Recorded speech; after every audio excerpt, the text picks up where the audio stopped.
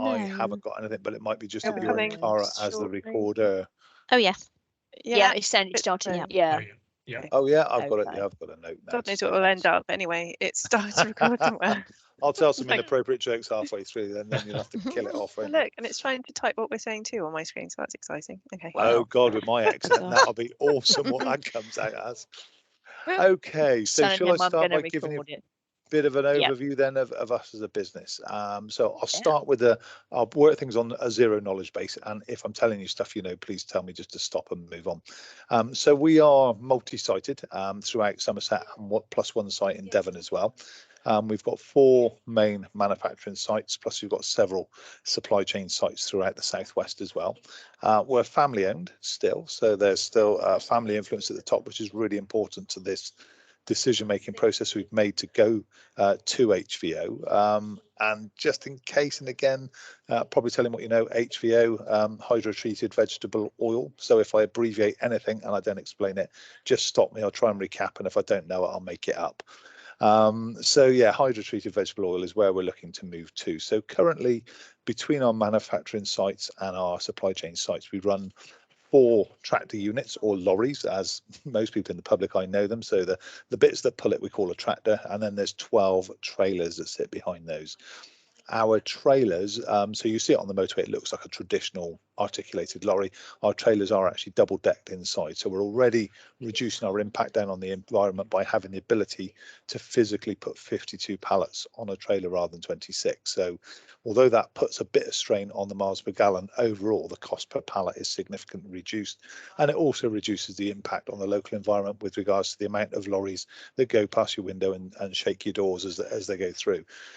So from a point of view that we are mainly quite rural based, it's important we maintain a good relationship with the locals to keep the natives happy, basically.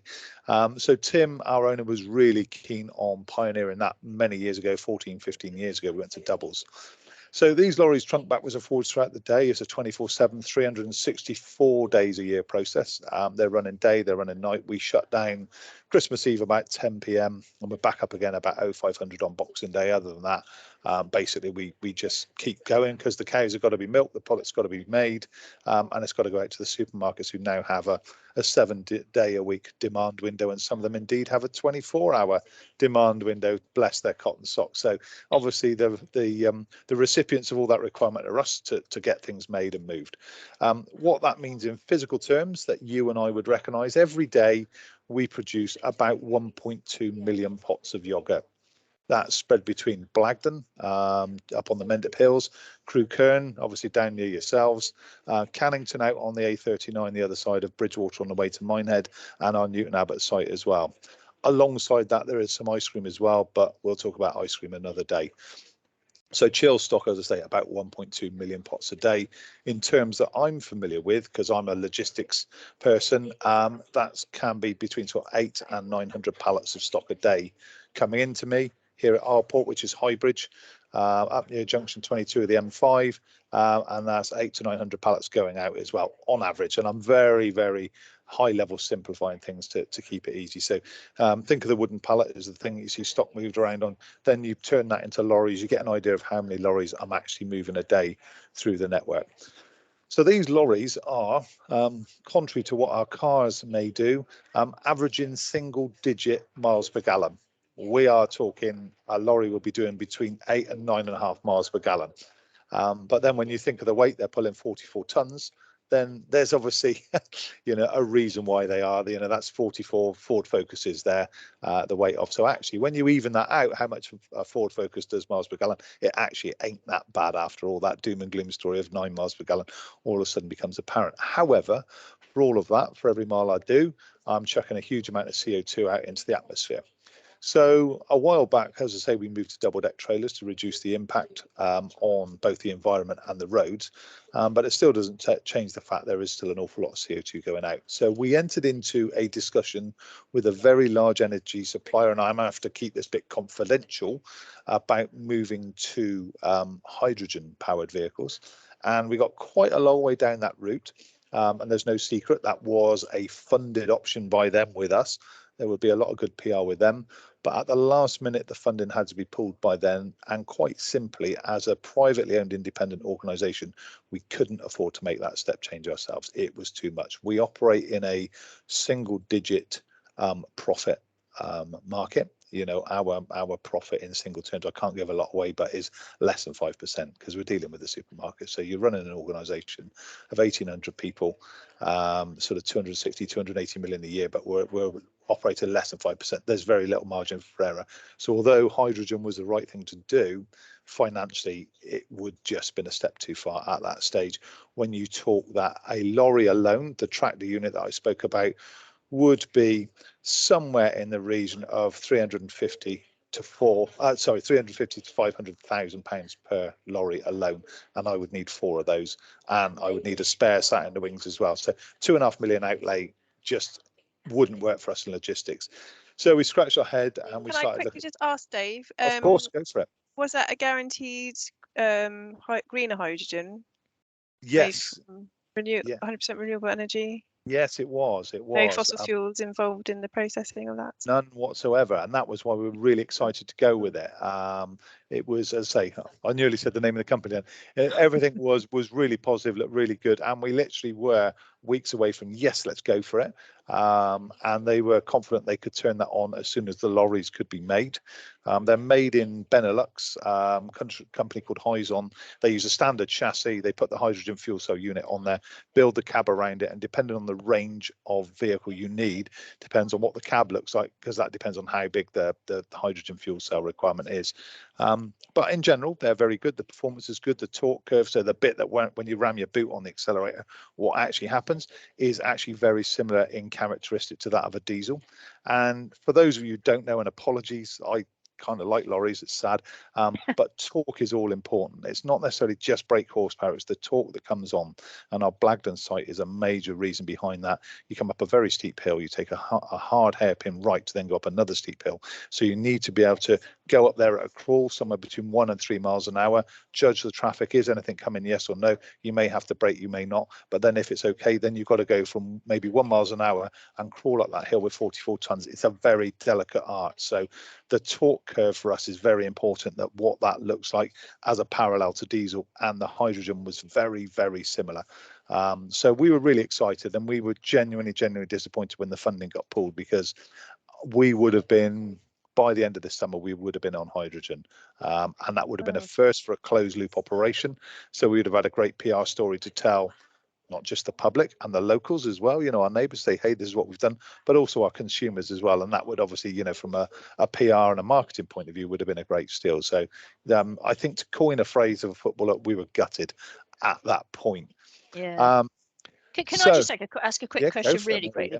So I'm assuming the price per unit of those hydrogen vehicles is because it's a very specialized thing, and absolutely, there's no scale of economy with no scaling up. Right. They will be basically making them almost to order. Whereas if you go to the MAN factory, you go to you know, any of those big factories, Scania or whatever, you will see that typical production line. You know, there's the one chassis here that's just started. There's 40 chassis in front of it in gradual stages of build right up to completion. So it's a gradual build as the thing comes by you as an operator. You're adding your bit to it. You know, sort of every 15 minutes a lorry rolls off the production line. They were talking about 1 lorry a week, something like that. Right. So, okay. So yeah, very specialised at this moment. I'm confident in 8, 9, 10 years we'll be there. But I do think we are at that window. It might be as long as 15 years.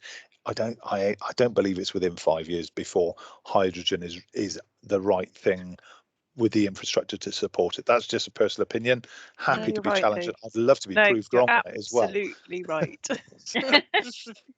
So wind the clock forward a little bit, and Gregory, who are our transport partner, you may know Gregory Distribution, based down at North. That's it, the brown ones. Yeah, brilliant, Cara. Based down at North Taunton. Similar setup to us, family owned, similar size, similar turnover. We like Gregory. We like dealing with them. They're great people. Very similar ethos about how they treat their people as well. So we do a lot of work with them anyway, and they actually own the lorries that we run. And they came to us and said, have you thought about HVO, hydro treated vegetable oil? And we said, well, we've kind of looked at it, but we're very unsure where to go as a next steps, because principally with dairy farmers, that's what we do. So they came back to us with a project in line with a company called GBF, whereby they proposed to us what the future could look like if we switch to HVO. Now, we have here at Isleport, which is the site where I'm based, which is our distribution site for finished goods. This is the one by Junction 22, Burnham-on-Sea, the M5. We have a large tank here that we use for diesel, 36,000 litres very roughly. We fill that bad boy up, we run the lorries, it empties, we fill it up again. It is actually in principle a very quick switch to HVO. And again, if you already know this, please stick your hand up and tell me, hang on, Dave, you're telling me what I know. We were coming from a point of view of saying, we don't know what we don't know. And the principle is they will come and take a sample from your tank and they look for any sort of spore growth, bacterial growth, which I didn't think a diesel tank would support spore growth, but it will, believe it or not. So little nasties can grow in diesel. I was shocked by that. If it requires cleaning, they'll let you know. The tank will be drained, emptied, sterilised, and then ready for refill. There is a cost to that, and obviously you've got to empty the tank as well. But luckily we use our tank quickly enough that we wouldn't have to dispose that diesel, and we wouldn't want to anyway, because that's counterintuitive to what we're trying to achieve by doing the right thing.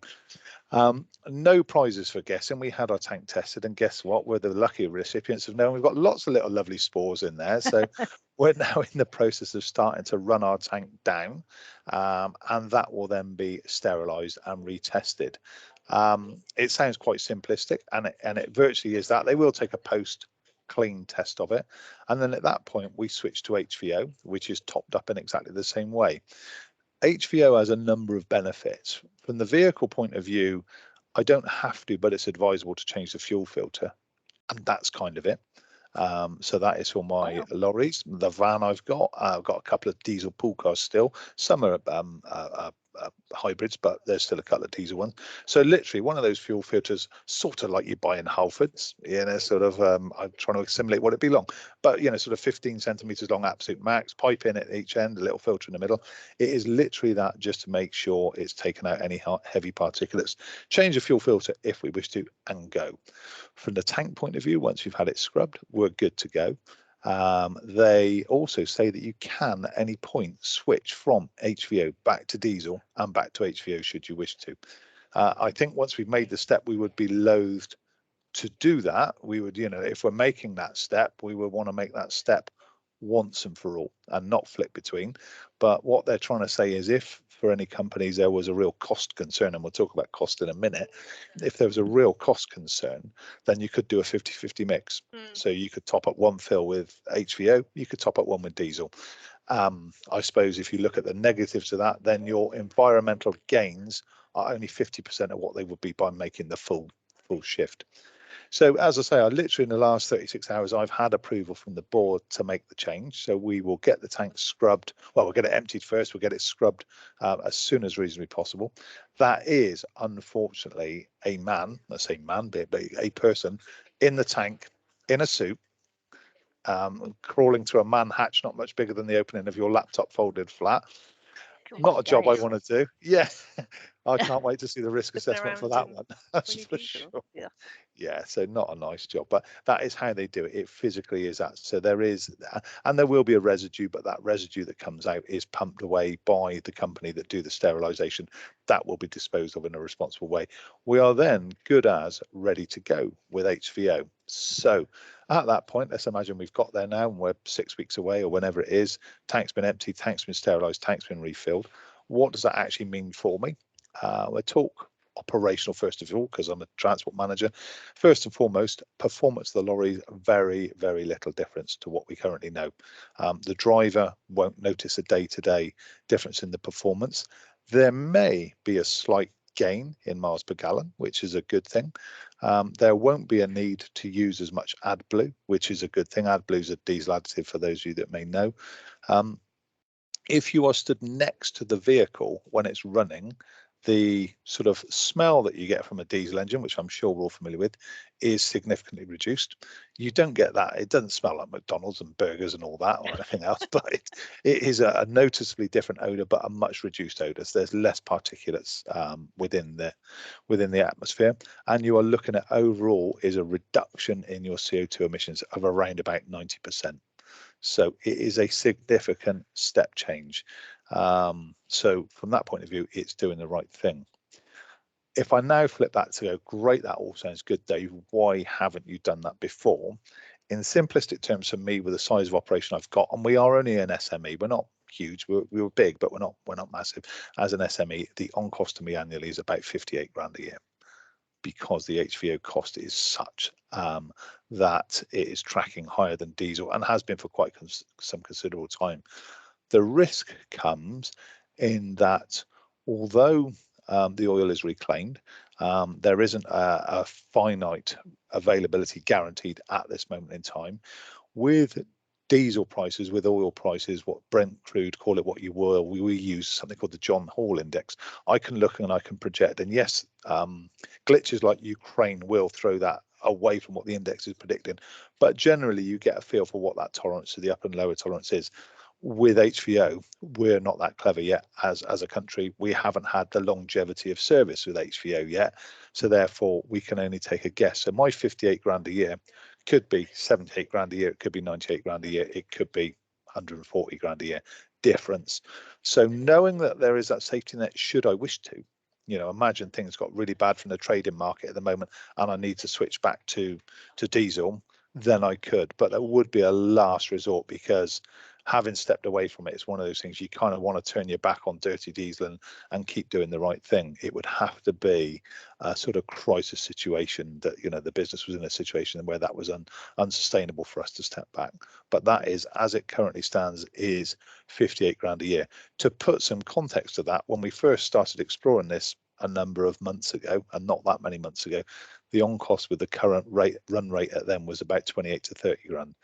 So it's already jumped 28 grand. So what I would say to that is hats off to the board for signing off the project, knowing that, knowing the volatility, knowing the lack of certainty, that they are still prepared to do that to sort of validate our green credentials. As Tim, the boss, says, for some companies it's a greenwash.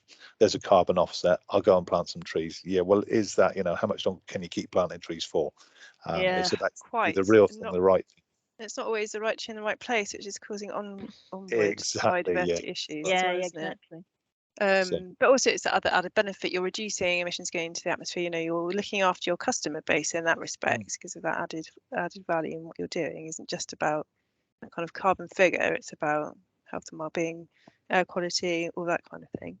But I guess as well, what we found out so far is that all HVO is manufactured overseas. So it's all imported. Is your supplier the same?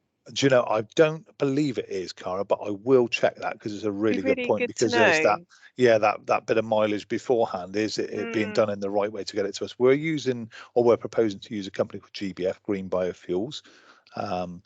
So I will be doing a bit of work, and they have been validated and approved by Gregory. So, that is the next steps, is just to check that the supply chain route into us, and also for me to benchmark who else is out there, what else can they do as well, because although I've gone this far, it doesn't mean I have to buy from GBF. I can, if I choose to do it, I can be buying it from anyone.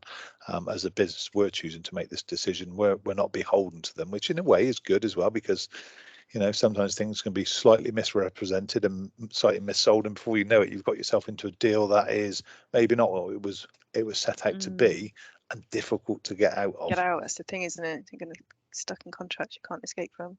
And I just also wanted to ask you, in terms of alternative fuel investigation, have you, and being a dairy company too, and no doubt your I'm going to say cousins in this side of the county, Wyke Farms, who produce AD biogas. Have you looked at biogas fuel for your trucks, and then generating your own biogas fuel?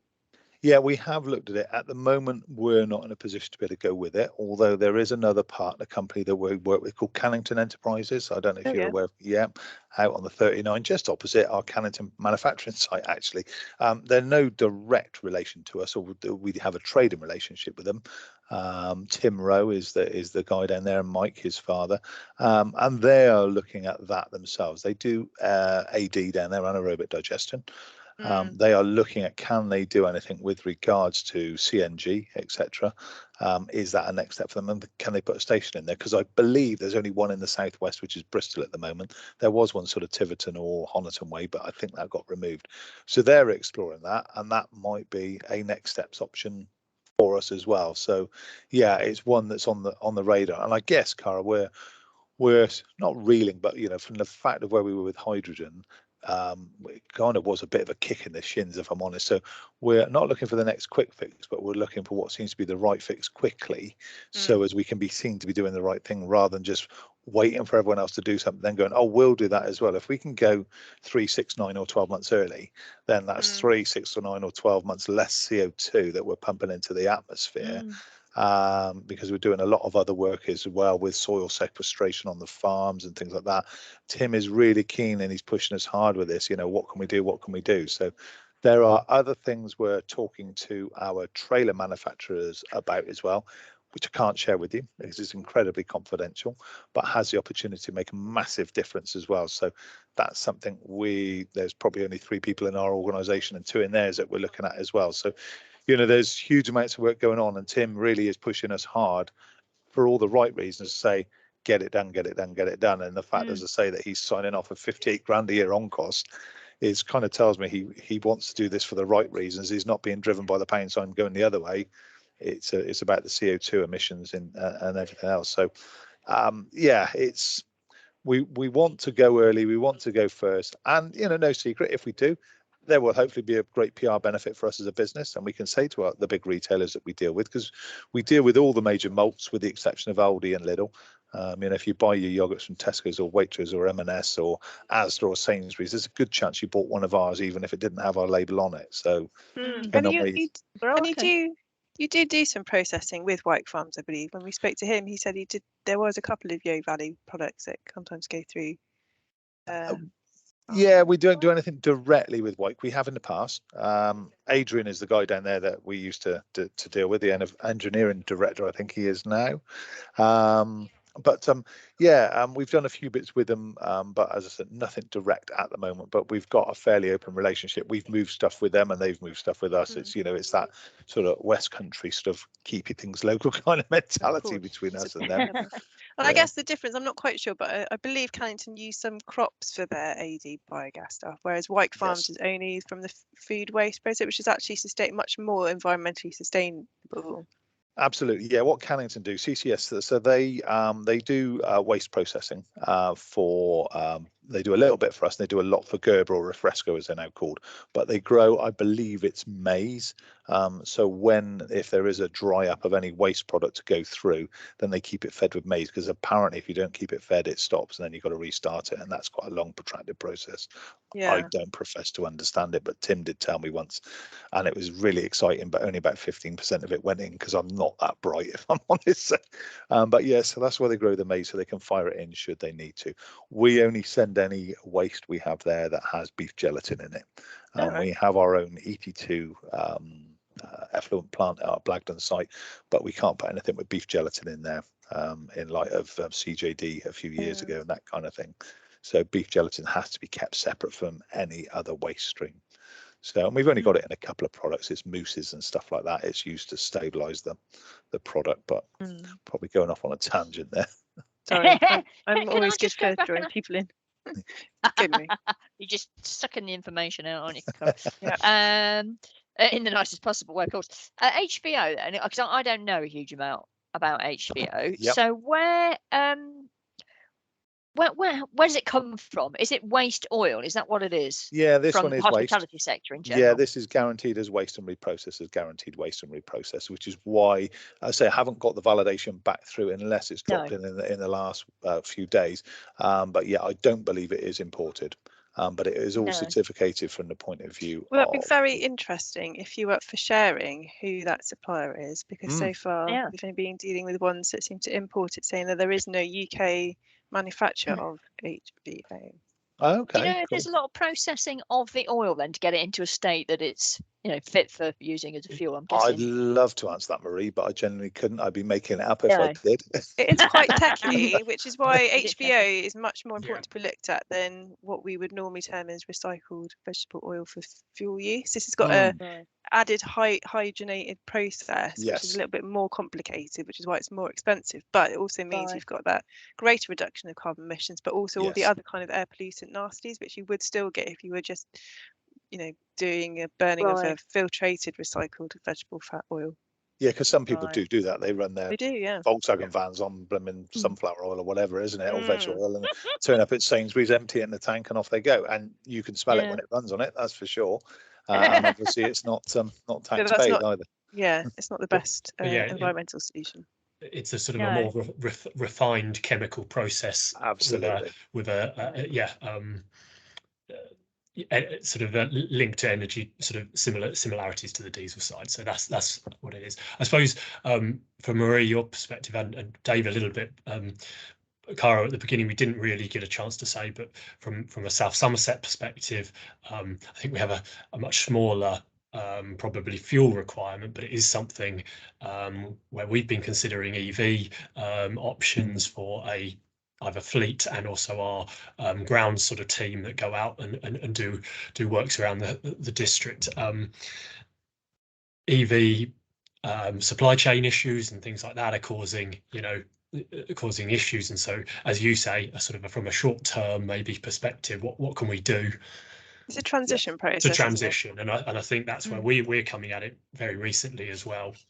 Done some research, we've got tanks that we could fill, replace, and we're a step behind, but considering options really. But so that's I suppose our interest, isn't it?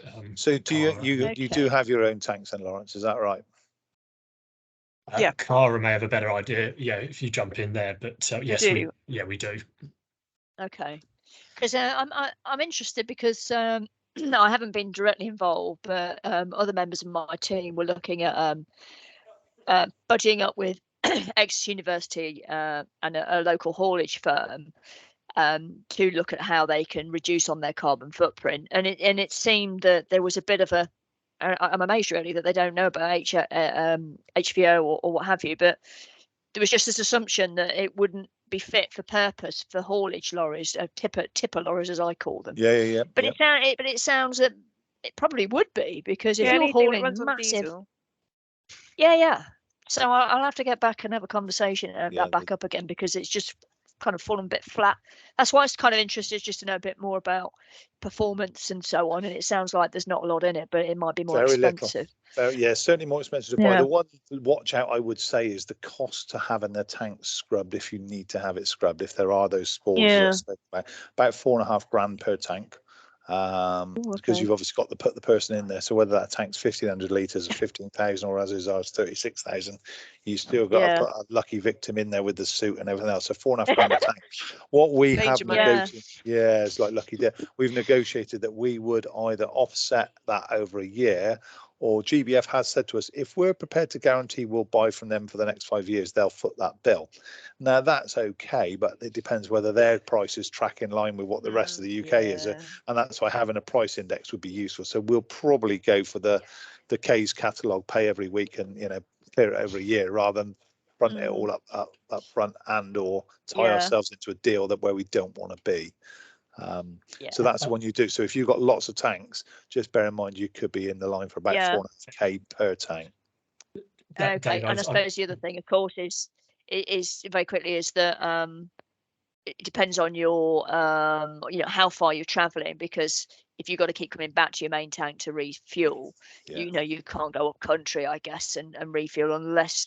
Well, the good thing is you can put diesel on top of HVO and HVO on top of diesel. Yeah, so if you were running up to the Midlands or wherever and you got to Gloucester and you had to refuel, just pull in, stick DERV straight in there. That's cool. They've clarified that with us.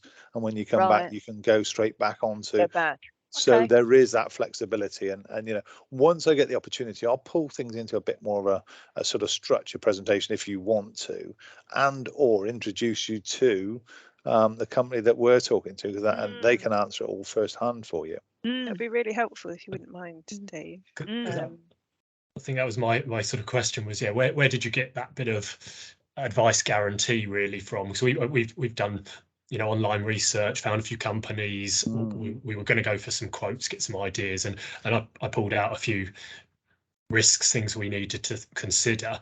The tanks wasn't one of them, so that's a useful one. So I suppose it's just if you are able to any links like that or anything, I think that would be really usul. But and one other benefit as well is if you have a spillage, it is a lot less toxic to the environment as well. I thought I've been told this and I haven't got it in writing, and I have asked for clarification. I've got a funny feeling it's less than 60 days and it becomes inert.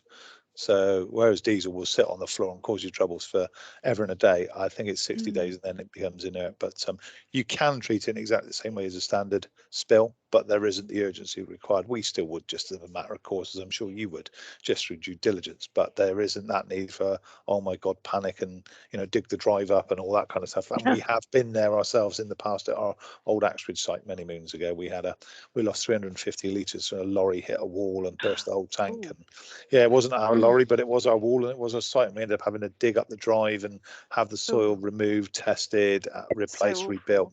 Yeah, so that one spillage cost us somewhere in the region of about 120 grand. So you don't run that risk of, you know, and that's a good one for the insurance company as well. You know, when you're talking next year's premiums, hey, we're taking that risk away, so therefore you know, our risk to you and mitigation is such that our premiums surely should be reduced. At that point they say, well, we hadn't factored in diesel spillage, so we'll actually bang it up.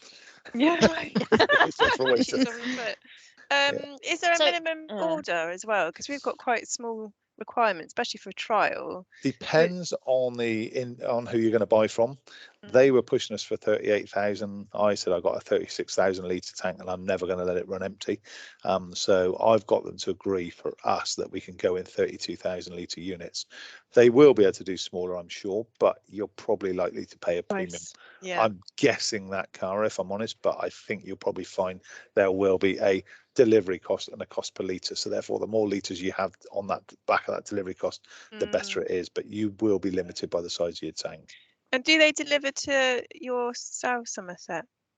No, everything's done here. It all comes to Highbridge TA9. Damn it, I was hoping to say Crewco and we could share a delivery. Nice try.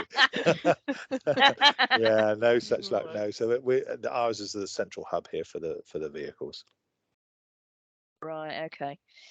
Laura's on the call and being lovely and quiet there. Yeah, I'm just waiting for Cara to ask all the questions. If Cara doesn't ask it, it's not worth asking. So. I don't know much about it, so yeah, I've been keeping quiet. But thanks, Marie. I'm from Somerset County Council. I'm a business liaison officer working on the climate strategy, and I've had a couple of businesses ask questions about this, and obviously I haven't had a clue, haven't had the answers. And we've just recently had a grant scheme, and we do have a business that has applied for funding to move their fleet over to HVO. And I was just wondering if I would be able to pass on your details to them so they could have some advice. They're buying brand new tanks, I believe. I don't know if you mentioned this. I dropped off the call for a bit. I don't think they're cleaning out their tanks. I think they're buying new ones. If they're buying new, they'll be good to go then. Yeah, that'd be absolutely fine from their perspective. Yeah. Do you know how much they are new?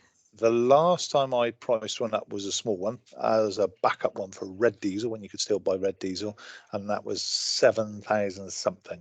So not cheap, but not that much different to a new one. But again, prices have changed since I last looked. So the key thing is making sure they're bunded. I'm sure they know that, and I don't think you can buy unbunded tanks now anyway. That's the safety bund around the outside, that if it leaks, it's got enough capacity to hold it in the leak bund without it overflowing. I'm sure they're probably all over. But yeah, no, Laura, to recap on your original question, more than happy to talk to them. Quite how quickly I get round to talk to them is another thing. But yeah, and it may be that by the time we engage in dialogue, we might already be in that switchover phase and they can come up and see. I don't have an issue with that. I think, that's part of the reason we're doing this, is because Tim is so passionate. It's almost like leading the way. If we're doing it, hey guys, come see what we're doing and follow suit as well. That would be great, yeah. Can we arrange a community-wide one, because we've got our network of environment champions, and many of which are involved in business as well. It'd just be great if we could get like a number of people to come to do the visit, to find out. I'm thinking about that haulage company as well. Yeah. I would have no issue. We could even host something here if needs be. The only thing the caveat with that is, how long and interesting can you make a talk about fuel? Oh, I'm sure anybody that's into haulage is probably you could talk about the sequestration and all the other things as well. About what you as a business are doing around the climate and the ecological emergency, not just your fuel decision choices, but other elements of the business would be brilliant to share. I'm sure we could. George, who heads up that side of it, and as Laura said, with the soil sequestration, I'm sure George would be more than happy to do that. She sits on a lot of forums anyway. Most of ours is more sort of North Somerset, and I don't mean that as in the sort of what's the word, the official bit of North Somerset, but the north end of Somerset, because we still class ourselves as Somerset up here. We're not North Somerset or Baines or anything like that. We are still so, but it's up this way because this is where we have the most influence. This is where we're most well known. This is where we draw most of our populace and most of our operating partners this way. But we'd happily do that, you know, for yourselves. We could bring them here to Highbridge. We do have meeting rooms we could base something in, you know, so we could, if you think that's the right thing to do, as I say, purely because of Tim's passion to do the right thing, he'd be fully in support of that. That'll be great. I think we could probably get a few people interested in that. As I say, I think just a lot of people who just don't know, you know, about the alternatives, and they're so busy trying to run their businesses that they just haven't got the time to do the research and don't know where to start.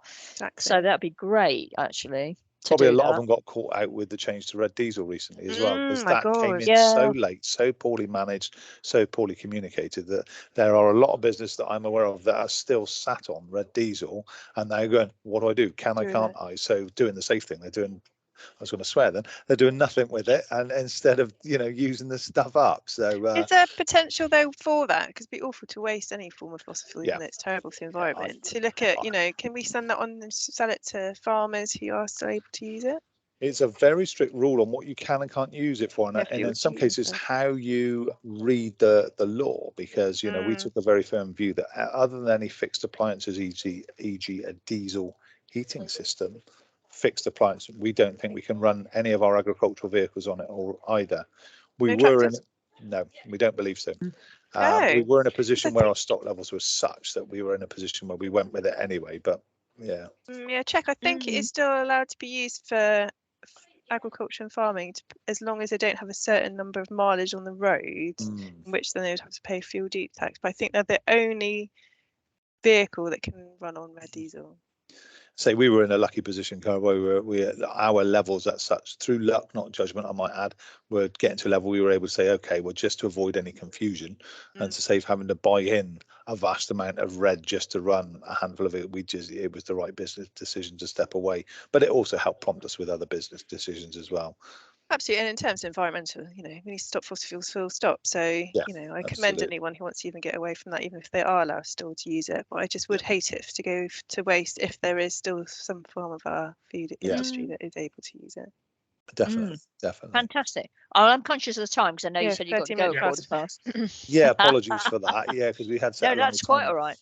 But the next steps from yourselves, you know, if you want to, well, what I'll say is, once we're making progress and we're in that physical switch over, once we've had the sterilisation done, you know, if any of you guys want to come up, you're more than welcome.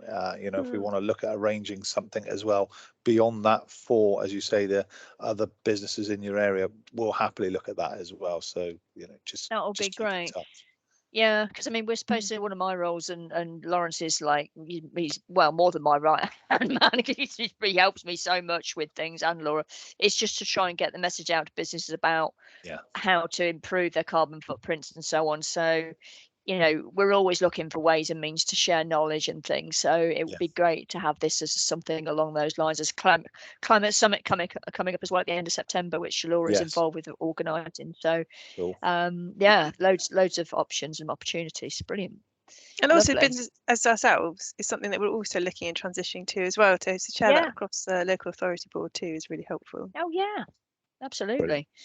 Fantastic. So thanks so much for your time, Dave. No, thank you so much as well. Yeah, really good to meet you all. Thank you. And catch up very, very soon. Thank you so much. Thank you. Thanks, Dave. Okay, all the best. Thank you. Cheers. Bye-bye. Thanks, Marie. Thank you. Cara, before you go, how do we get that link? Well, I'll stop it and find out where it goes. That sounds it's really interesting. I had no idea, really. It's just me not really understanding the whole haulage thing. My dad used to be a lorry driver, so that's ridiculous, isn't it? Wow. Years ago, I used to go to work with him in his lorry as a kid. Yeah, so I get it a little bit, but it'd be good